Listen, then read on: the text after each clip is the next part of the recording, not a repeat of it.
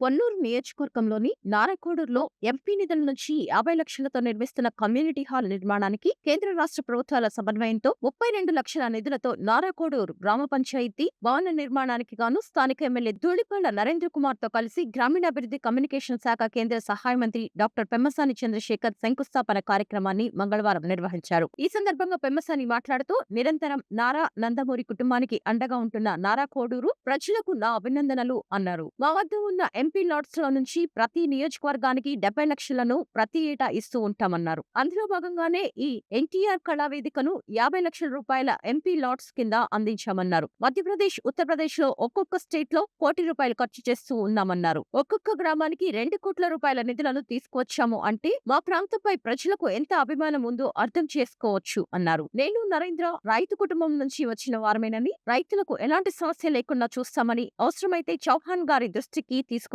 సమస్యలు పరిష్కరిస్తామన్నారు. రైతులు ఎలాంటి అపోహలు పెట్టుకోవాల్సిన అవసరం లేదన్నారు. ఇక నుంచి ఎంపీ లాట్స్ నుంచి ప్రతి ఏటా ₹2,00,00,000 పొన్నూరుకి, మరో ₹2,00,00,000 తెనాలికి ఇవ్వబోతున్నామన్నారు.